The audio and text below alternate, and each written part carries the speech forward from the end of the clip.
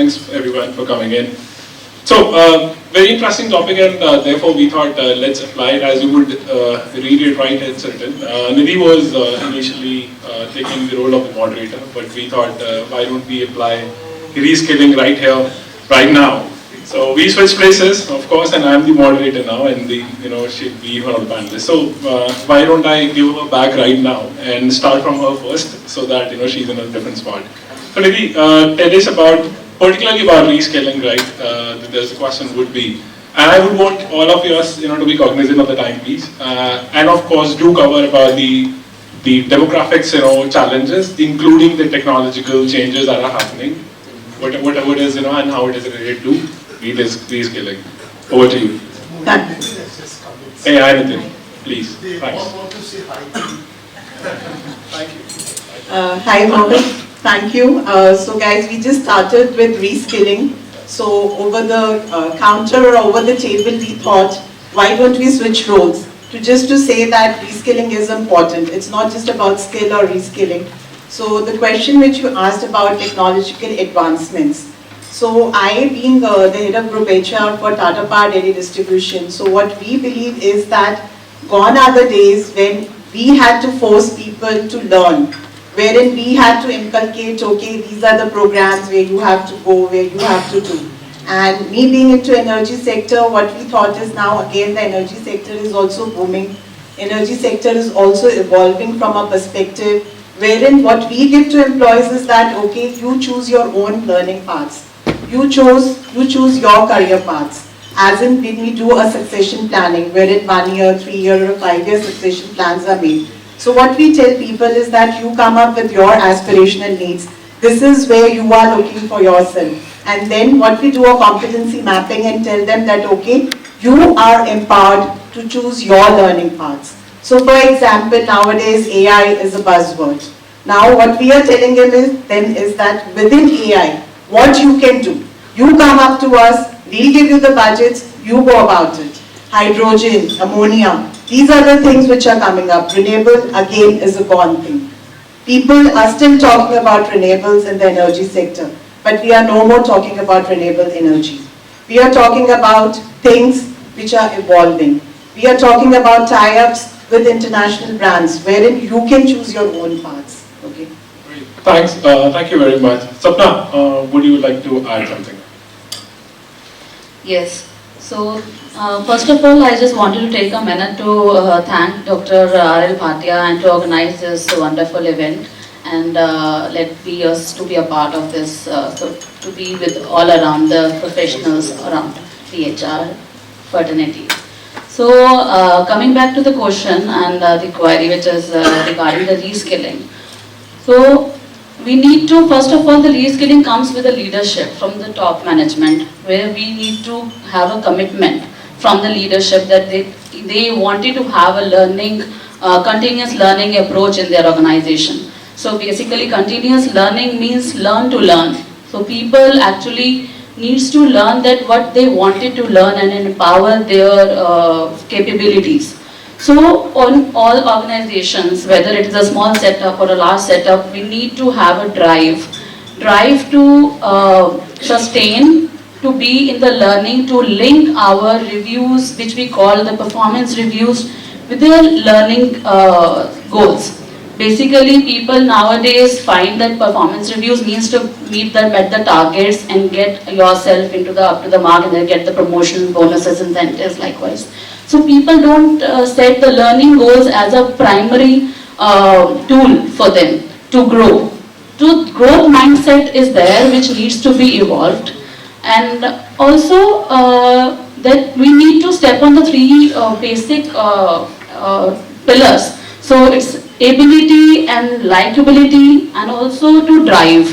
So ability comes when you have some function, the core function where you need to work. The people should know at a wide range in the organizational goal that what organization is doing. You should not be a frog in your own department, that you know what is the time in, time out times, and you need to do your routine jobs, right?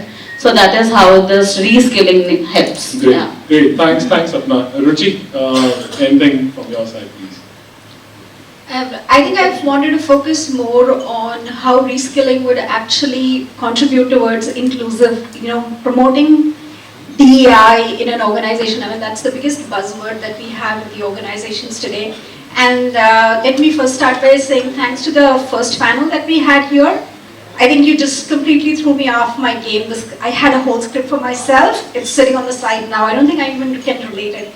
It's, you spoke so well about mental health, and that's where it made me think how reskilling actually can help when it comes to mental health. I'll give you a clear example.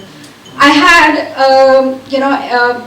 a person working in my organization, a female coming up to me, sat in my office, just as you said, how are you? How are you doing today? My next question is like, are you happy in what you're doing? And she's like, no. And then it led to a series of conversations, and the result was the first female driver at the High Commission of Canada. Now that was a role for years and years that was carved out just for men. There was a glass ceiling box, whatever you want to call it, and she came to me and she's like, you know what, I drive my husband, I think I'm a damn good driver. Are you going to have some vacancies, because I also oversee the mission transport? And I'm like, why not? So we had sent her for the next training. We had the first female driver. So that is where you see a classic case of reskilling and inclusivity. Competence and talent, it doesn't know a gender or a race. We are talking about complete demographics in this case, and had we not had that conversation that day, I would have had a good employee go back home unhappy. I would actually say yet another employee go back home unhappy, maybe lost her at the same time. So that's where you see reskilling really as, a retention tool. It would provide a level playing field to everybody. I've been to various forums where you have they promote the LGBTQ people from that community, and in organizations where you have discussions and you have policies coming up around all these things, people are sitting in a room together talking about DEI. Actually, it's funny when you don't have people from the community sitting in the same room when we are talking about them, and they would be talking about competency levels and all kinds of HR words that you can think about. But and they would be like, oh, you know what, I think because people come from different socioeconomic backgrounds and home and all that stuff, for this particular role or this level, we do not see a lot of, let's say for example, women, easiest, in the room. Let's just lower our requirement so we can have more females coming in. Do you think that's going to go well? It just would not. It would not, because if I am somebody who worked really, really hard to get there, when somebody just comes in because they represent a certain demographic, that's not going to work. So the real meaning of the word reskill is actually to come out of your comfort zone. Comfort is the enemy of ambition and desire, I must say. You get a perfectly well person to an organization, give a lot of comfort, there you go. It's over. It's over, wo kahin nahi jayega, madrasa. Great. Okay, so you get the person in, so that's where you see, do you have the desire and do you have the talent to learn something that's absolutely different from what you're doing right now? Great. So, and then I think it will lead to inclusivity. Let's not put inclusivity first, let's put reskilling first. Right, thanks. Chitu, with you, please. Thanks. Your thoughts. Thanks. So, I believe we are dealing with the most critical resource, that's human, in the organization. And coming to the reskilling, so there are three ways I feel reskilling is at most important for every organization. One, to upgrade the current skill set of an employee for the current role. Secondly, definitely to be for the future ready. And third, most important aspect which I believe is important, there are many scenarios wherein an employee or a team gets offloaded from the work because of the business scenarios. So it is the responsibility of the organization to ensure that they are upgraded for the a new role which we need to carve out, and we should support them to gain that additional knowledge in terms of supporting with the right resource, right time. I have picked up a recent example in our organization. So we have come across a situation wherein we need to close down a small division, but yeah, there were few employees. So we have given a relaxation time to them to upgrade a particular software, which was a new software they need to learn for the new role, and probably 2 months timeline wherein they have been relaxed from the existing role and then go for the additional software knowledge, and at the end of the day, after 2 months, they have been interviewed by the cross-functional team and they have been absorbed by the organization in a very fruitful manner. Great. So that was, I think that's short. So, Prakash, can we hear from you? Thanks. As we all know, this is not a requirement, it is a necessity if you want to survive. This reskill. The way this technological advancement is happening, the way the AI is coming. I am from the brick and mortar company. Frankly speaking, and before that, I almost worked for 12 years with steel manufacturing. So there is a lot of, it's not only in this IT industry, but also in this brick and mortar company, there is a lot of this happening here. Especially for the reskilling, because reskilling and upskilling, if you will not apply as sooner, then you will not be going to exist in the market. Thank you. Great. And then your thoughts, please. Thanks. So I don't know about reskilling, upskilling, because these are the terminologies which I never understand. But in my HR experience, there are the two necessities: sustainable business growth and sense of achievement. And in my two examples, it depends on the which phase of the organization you are into and what are your organization needs are. So we have a company which has no approach agreement with the 6 of the players. So now how to get the talent? And we are making a new factory which can produce the 60,000 CBM MDA board per month. And we can't hire from outside. So we have identified the 52 critical profiles. We have done the executive coaching. And then we inbuilt that thing that this is where you can reach. And because of you, our organization can reach there. So sense of belongingness, sense of achievement and sustainable business growth you can get. In my current organization, we are struggling with a lot of fund problems because of the big family disputes, legal entities and other things. So we have started another division other than FMCG, it is called the EV, right? And we have given the responsibilities to them to do the manufacturing JVs, find out the vendors and make the dealers across India. So if you believe in your team, trust them, back them, dare to fail, these are the ways you look into that. Great. That's it. Thanks.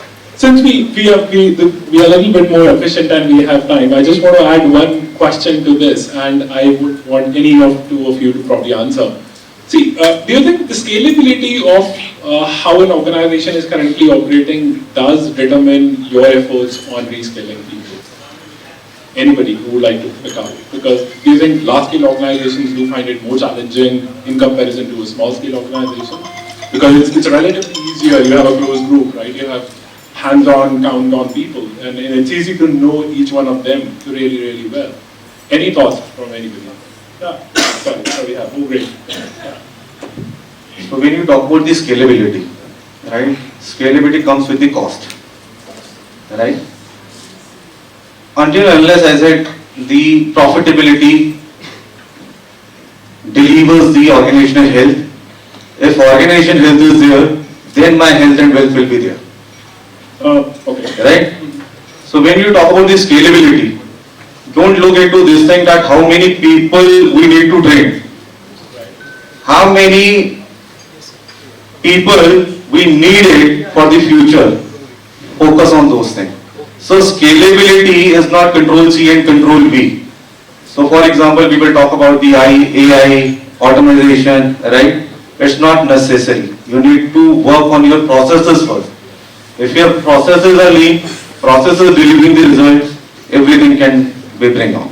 Okay, I believe Ruchi had some thoughts. Yeah. And I completely agree, money matters. But I think whether the organization is big or small, what matters is the desire. I don't come from a very big organization. We are like just about 365 in the country. But it's about like, do I want to hire somebody from outside who could just come and fit into this blueprint of a job that I've drawn right now? Or should I just look internally to see who can be actually nurtured to get into this role, while that person comes with a lot of assets, like already knows my culture, already knows the people around, and that's going to help in the training curve of this person. And there you go. I think it's just how you look at it. Definitely money matters, because we're going to be investing into that person, but there are so many other things that the person will actually come with, provided that person is ready to get trained. Understood. Great. Thanks. All right. So I think the overall objective, what I could gather from the group is, we all are talking about leadership, right? The reskilling is necessary because we want people to take up leadership roles. But I think I had a 20-minute privilege, a VIP pass today when I came early in the morning and had a chance to speak to Dr. Bhatia. And I think one takeaway which I have always had in my life is about leadership particularly, and I read this very powerful statement, is if it says, if serving is below you, leadership is beyond you. So you'll have to understand, right, if you are not ready to put in yourself into that position wherein you are ready to deliver as much as your team member is ready to deliver, or you at least expect them to deliver at the first go, I think you have no obligatory right even to just to sit in the position and give out orders. Because people do replicate, right? We come from, I think, I'm sure a lot of people in the room would have read Sapiens, right? We have not changed our, basic biology of being an ancestral from an ape family. So we like to copy what exactly is happening around us, and it's inherent nature of ours, right? So why don't you utilize that in reskilling people? If you as a leader think, listen guys, I have reached the golden door of heavens, kind of, and I am beyond learning. I have got all the certifications, I have got a doctorate degree hanging on my wall, look at 5 degrees I have got in my tenure, now it is time for you to learn, because I have learned enough. I think you have already given a message that this is the point where I have closed doors. The doors are only open for you to struggle. So I think you have to lead by the example. That's the whole point of it. So thank you everybody for coming in. I need Sorry. some input from you all. Please. Since I have a few minutes.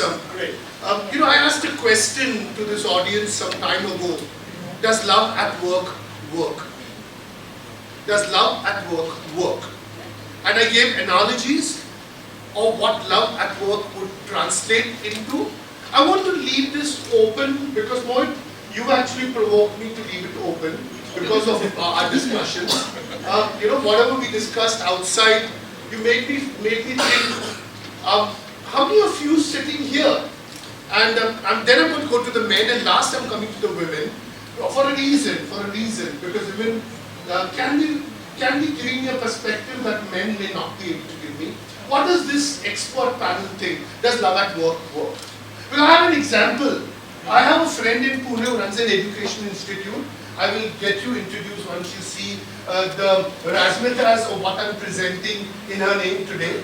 I was asking her, I think she only uses love at work to make her work happen. And it's a beautiful case study for me.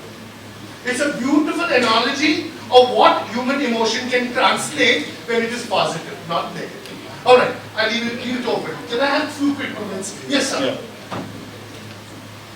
So my office boy, he used to serve us tea, coffee, black tea, lemon tea, right? And he is serving almost 250 odd officers. And he remembers everything. And if some visitors comes in, he knows that this visitor take tea only. I said, yeah, इसको सब कुछ याद रहता है, तो मुझे क्यों नहीं रहता? So when I am sitting with my own people, I tell them, learn from it. When you talk about the leadership is not hierarchy, right? You can be a GM, VP or CHRO or whatever it is. But if you are loving your work, right, you will dedicatedly flourish in that, and you are accountable for that, and you will serve your customers. So serve your customers as you are serving yourself. So that is the way you have to look at your work. Hey, can I come closer and do this to you and ask you? I don't know, do we need somebody serve? Or am I my own service master? I think the servant leadership is within you. It's not about serving, whether it is serving to a team member or getting served by a team member. It's within you. And I think nowadays, irrespective it's a government organization or MNC, we need to go away with the thing of being served. So in other words, what you're saying is, what happens in public sector publicly happens in private sector privately. That's what. Right, bingo. Yeah, no, I have still not done. I'm still grappling with one very basic element with supersonic HR people who are in my life, and that point is, do I take I for initiative and translate the transformation because I am responsible, or do I leave it, or do I just leave it the way it is? What works, right? I want to hear you. See, you chucked me. You chucked me, not fair. You know, I think it just depends on what kind of a day are you having. I can have a day where I'm like, I hate the human race, I don't care who does what. I love my work, I'm going to shut myself inside my office and work all day. Oh, I just said that, man. I said that in the beginning, that I just love my work so much that I create more people like me who create more of people who love their work. Because if you love your work, you're not counting money, you're not counting anything. No, you're You're not. just seeing that the bottom line is achieved because you just love it. There is something called manifestation. Here's the lady of manifestation, a very divine lady who could manifest anything in her life. And I'm a great believer that when you manifest happiness, it's only happiness that in multifold energy and proportion that manifests itself. It absolutely does, and the same thing goes for negativity too. So, I mean, if you're... Good and Dono bhi hai na. Conditions are enough, no? So the only thing is that, you know, oh yeah, that's my phone ringing, I'm sorry. Bhatia साहब, मैं आपकी बात का जवाब देता हूँ। जी। अगर किसी ने नरेंद्र चंचल को सुना है यहाँ पे, तो उसमें लिखा है कि मैं रोज तेरे मंदिर आता हूँ माँ, फिर भी इतने कष्ट क्यों पाता हूँ। So when you love your work, it doesn't mean, and if you are shouting on someone or something, it is not about that person, it is about that subject. So it doesn't mean that that person is not loving your job, right? Or you don't love. It's about you are actually telling them that I am worried about you, your growth. And when you do that, actually they stand by you. Wow. When I left one of my organization, I have seen that my contractors, right, whom I have given the 0.5% deduction in their rate, still they all are standing outside and they are crying. So it means that if you build something, you are adding value to someone's life, that's more important. Just, can I be the devil's advocate in the room? And really say, okay, so maybe difference of thought and opinions. I think it's a false prophecy. False prophecy when I say that. No, I'm not lying. Let me just put my words first out, right? See, I have walked out of an organization working 5 years, giving my 100% irrespective of looking at my personal life, honestly, and I cried when I resigned from there. I have moved out of an organization 2 years, being such a cold that I just walked out of the office and said, I don't give a damn. So you will have to understand, yes, did I work for 5 years better or did I work for 2 years? I think I achieved more in those 2 years rather than, but the end result, look at the end result. The end result of sustaining for 5 years in one organization, delivering my work from comparison to a 2-year tenure in another organization where I just walked out, had made no significant difference. But to me as a person, yes, it did made a lot of difference. So why I say it's a false prophecy is, you have to understand, please, and we all understand this. Love as a definition keeps changing, right? It's an evolving definition. I love iPhone today, I might love iPhone 15, 15 Pro, 16, 17 tomorrow. So where does your love exist? It is not a continuous process, it's a continuous evolvement. And you keep evolving your emotions over the time in the situation. Rightly said by the ladies on my right particularly, that it's in the process, right? You have to be there. As long as you're present in that moment and you love what exactly you do, forget about what is going to happen. Oh, you bet. Couldn't agree more. I want you to stay here. Yeah, I want to hear you. Please say it. You want the mic? It's okay. Absolutely. Changa ji. Someone watch Vaccine War? War of Vaccine? So, love at work and work, I think we get a best example over there is the leader is there, the second, the down the line stream is there, and they have to be work on that. The leader have, they want to be very, I think examples are with you. If you watch the Vaccine War, it's best example work at work and it is continuing process and to be get done the things which they want. So that's my opinion. Probably. I want to take 3 thoughts. I'm going to walk to you, Rita. Rita, please stand. I want to acknowledge you and say thank you to you. What do you think, as an expert in the area of subject that you demonstrated for so many years, what is your thought on this subject? You're not from the corporate and yet your heart and soul lies in telling corporates to be fit. The question is, does love at work work? Love it? Not really. Do you think it works? You reserve. Dr. Jain, what would you like to comment? The universe is conspiring to make things happen. I've heard in one of your speeches. It always does. Are you ready to accept what the universe wants to conspire for you?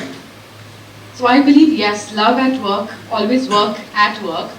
Because love can just not be pleasing, happening, polite. It can sometimes be demanding. It can sometimes be correcting. It can have different forms. The purpose is to evolve as a better person, to make things better. Now, it takes what it takes for that. Right, it does. All right, great. Let me walk up to you, Dr. Taretha Shankar. What is your thought? You applied so much of this analogy in transforming your corporation into a very giant structure. What does it mean for you? Yes, of course, love works at work, and it has always been my philosophy, foundation, that love and care. I mean, there are 2 emotions, love and care, and I completely agree with Mohit, right? When he said that love, it's evolving. It's an evolution, I mean, the way I loved you 28 years back, I love you differently today. We went through so many ups and downs. It's a case study, you and me too. But today we have, we love each other despite so many things. And that's how an organization is built. My organization is 30 years old. My retention rate is above 90. I have my colleagues who are here with me for 25 years. And someone I think, you said, I think sometime back, that giving them responsibility, delegating them the work, let them take the risks, let them make the mistakes. Accepting their mistakes as your own is the biggest form of love in an organization. And that's how you can build a long-term organization and sustain it, I mean, that's, and being a woman, I think it makes a lot of difference.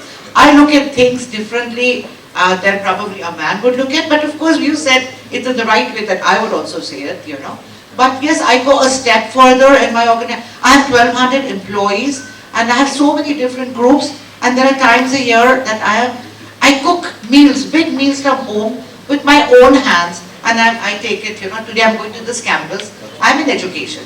Today I'm going to this campus and I make like biryani for 50 people, whereas I fry for 100 people myself, and I take it and I say, come on, let's all eat together, That is a manifestation of love to, towards your employees, and that's how they retain, money is important. My love for money is huge, because if I have to retain my organization, I cannot retain it without money. Okay, I mean, even if I give them vadas and biryani every day, but if I don't give them salary, they are saying that I can get that. They will not work for vadas. Yeah, exactly. They will not work just for vada. But yes, with the money, my retention, increases during the tough times that my organization went through. I had my team standing with me when they did not get salary for 8 months. Today we are at a point where we pay salary in advance. So that is the team which that time was there with me. Today they are with me, and today that day they stood by me. Today I stand by them, and we are still together after 30 years. So love does work, but money also works. Okay, money also. Okay, walking up to. All right, I was taking a comment from Smriti. So. No, I really want to answer this question now. My son is an autistic child, and he's now 35, and he, in the beginning it was said that he would be non-verbal. Now he's working at Lalit Hotel. Believe me, they have bent the rules to an extent to accommodate everybody in the autism spectrum. They have handicapped children. There is a lot of adjustment on behalf of the employer to help them work. There are counselors there, there is specific training there. If I say, talk about efficiency and also commercial viability and money, it may not always be, that viable. But the kind of bonding that has, been built, and as you say, that every human being there in his unique way, including the LGBTQ community. We haven't, spoken much about inclusivity today and their mental health. That kind of evolution is so phenomenal. He did his graduation and post-graduation in multimedia computing from Leeds Metropolitan University. But he's doing a front desk job.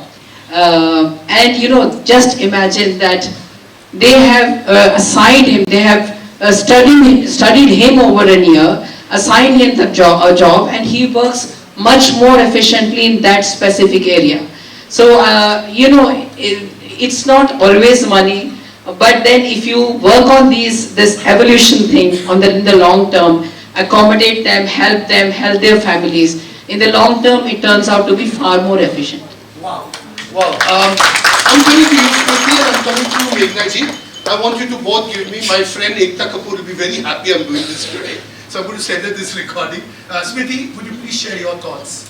Sure. So of course I believe Love at Work works. I mean, my entire organization, the company which I run, is built on employee experience and the fact that Love at Work helps in retention. But I think it's not just the, like Dr. Tarita also mentioned, that it's not just the Love at Work which would work for retention. You have to obviously match salaries, you have to pay market salaries. But there are times when you're not able to do that. And those hard times is where the culture which you've built or the kind of love at work which you've imbibed in people, that really comes out to work in your favor. So one of the things, like when we started off at Vantage Club as a startup, we obviously were not able to, we were able to match market salaries, but of course there were times when we were not able to give the hikes which people wanted. And it's not like we couldn't give it that eventually, but we couldn't give it at that time. So for us, as a smaller company at that point, and now we're like 300 people, but back then, when we were 20 people, this piece became really important. So what I started doing initially is I started doing one-on-ones with every team member, that time we used to work Saturdays, every Saturday, where the objective was 30 minutes I'll sit with everybody, and we talk about everything other than work. So I talk to those people about their personal lives. And it's funny, even that culture continues today. I know everything about most of the, older, or at least now of course with 300 people, I'm not able to talk to everybody, but at least the 50 people in the organization who are in little senior positions, I know everything about their parents, their siblings, their families, their girlfriends, their boyfriends, everything. And that really helped in, it's funny, it really helped in imbibing that culture of people really liking to get up and come and actually spend time with everybody else. So that's my 2 cents on Love at Work, that if you wake up in the morning and you feel like going to work, it probably means you're at the right company. Otherwise, I think you need to double think your priorities about where you are and why you are here in the first place. Miti, happiness is like a flying bird. Let me tell you. Meghna ji, what is your comment? As you all know, she's the founder of Revlon, one of those top women who's most sought after as a thought leader. So, congratulations and welcome. Thank you. Love at work is very important, and to build on all the ladies' point, I think for me, love is, dedicating myself to growing the person. And as Smriti said, even I founded a company about 10 years ago.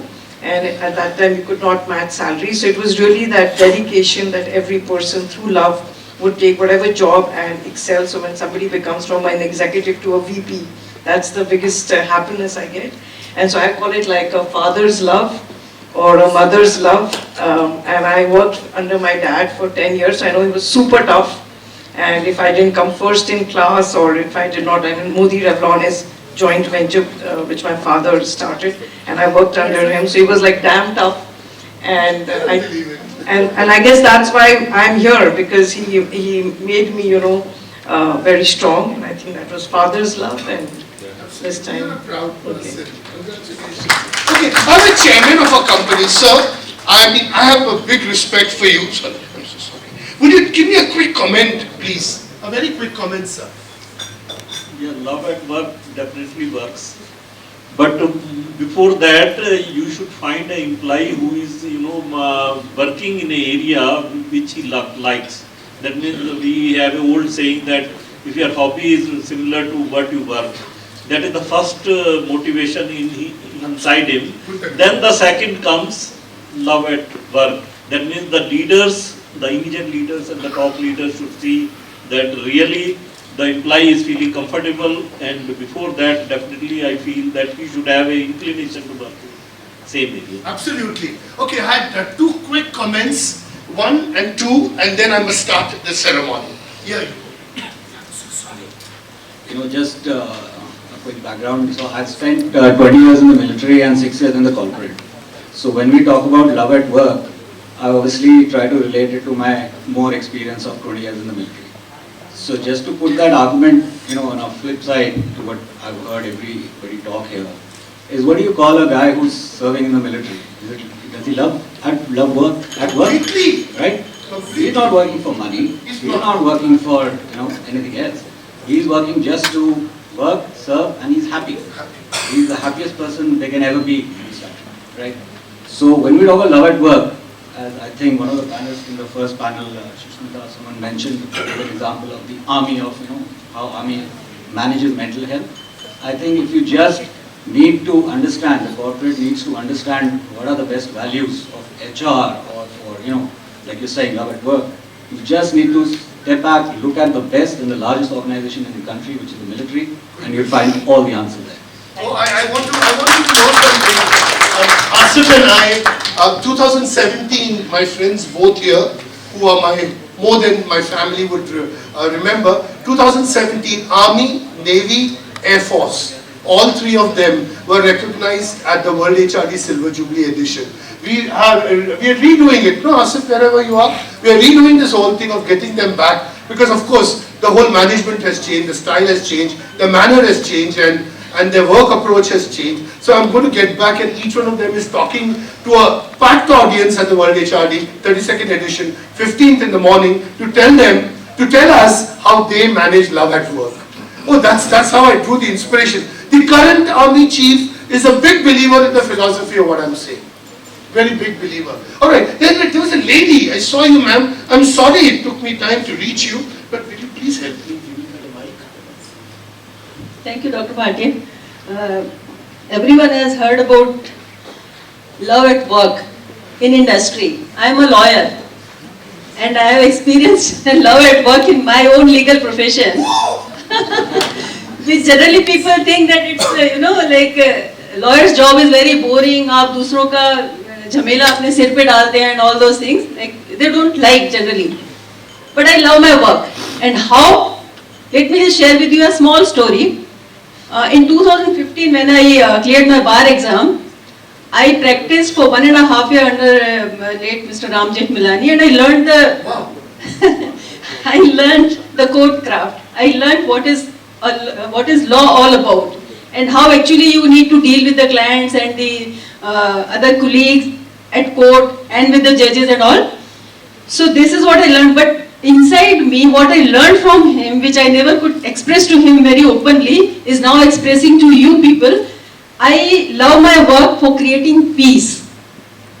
In 2015, there was no love jihad. Love jihad naam ki koi chidiya nahi thi. But in my first own independent case, I got a case of a Muslim girl married, Hindu girl married to a Muslim boy. And she came to me for a divorce. And she was just 23 with a small child, 3 साल की बच्ची उसके साथ में. I said, it's not difficult, I can get you divorced, but tell me the problem. She says, there is no problem absolutely. The only thing is that he wants me to convert to Muslim, which he had promised earlier that he will become a Hindu. So that was the only problem. I solved it through mediation, and I could save the marriage, I could save the future of the child. So it gave me so much pleasure, so much peace inside me that I totally dedicated my life to making peace. And now last month only, in the month of November, my work is appreciated across the globe. I could complete 300 mediation cases. Out of 300 mediation cases that I have completed, 60% of the cases are family matters. And all those family matters जिसमें मैंने उनको कोई scope नहीं छोड़ा कि वो litigation में जाएं. Because I believe in saving lives, I believe in saving marriages, I believe in saving children's future. So I have dedicated my life to making peace, and love at work works in legal realm also. Thank you so much. I'll be happy to tell my wife I met you. Okay.